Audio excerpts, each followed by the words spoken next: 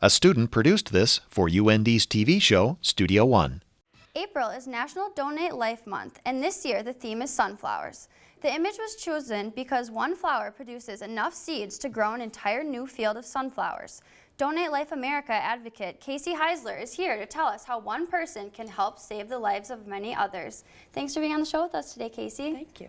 So you're an advocate for Donate Life America. What exactly is that organization? Donate Life America is basically just a way for people who have a passion for it to be able to explain to others why it's so important and just get the word out there.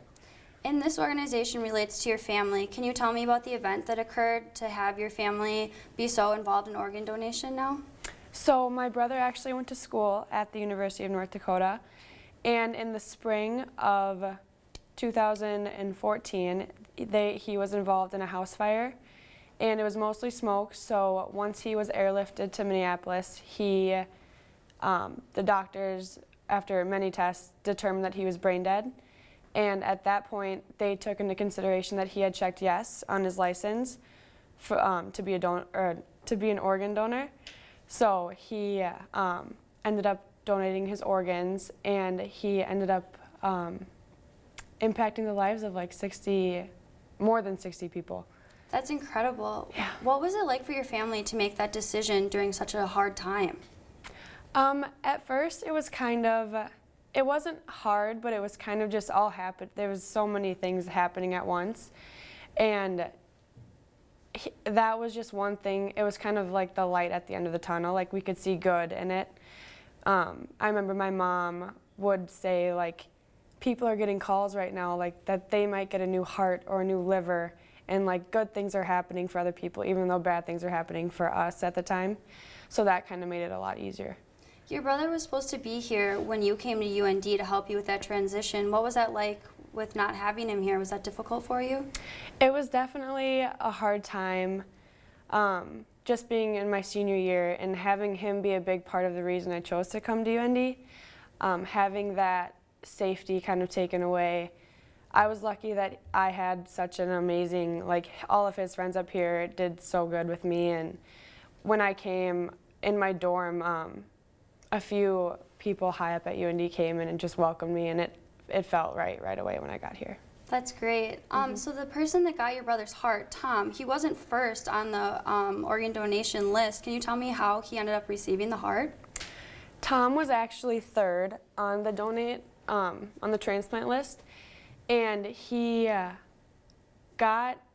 there was 3 surgeons in the room when they were taking the organs from Matt, and the first 2 doctors had looked, and they decided that they didn't want to take Matt's heart because there was like a little butterfly-looking tissue on it, and they just couldn't risk it because they thought the heart was like damaged.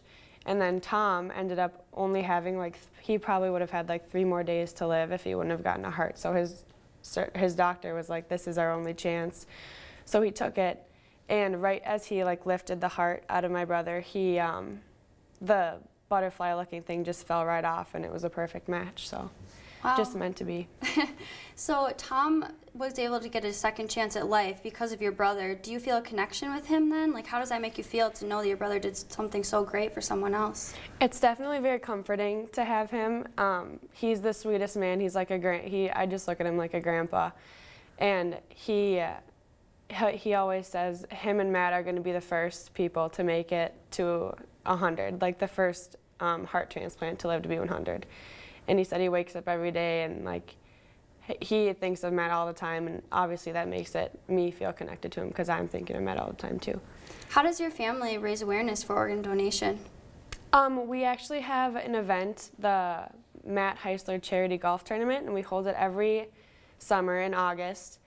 And we kind of spend the whole day talking about organ donation. And last year, Tom was actually able to be there and like meet all of Matt's family and friends, and it was cool to be able to have them meet him too, because I mean, obviously they want to be able to put their hand on his heart and like feel it beat again as well. So that's great that they all got to meet him then. Can you tell me a little bit about the bracelets that you're wearing today? So me and all of the people that love Matt wear this green bracelet that says Donate Life. And then we wear a blue and white bracelet that says Matthew 3:17 on it because Matt loved the Dallas Cowboys, and these are the colors of that. And we chose Matthew 3:17. It's actually a Bible verse, and it's also the date that Matt passed away, so that was kind of a weird coincidence. And the Bible verse says something along the lines of, and behold, this is my dearly beloved son who brings me great joy. So just kind of a weird coincidence that that was the day that he died in the verse and his name and obviously the date. So Yeah, that fits in perfectly with that. Great. Thanks for being on the show with us today, yeah, Casey. Thank you.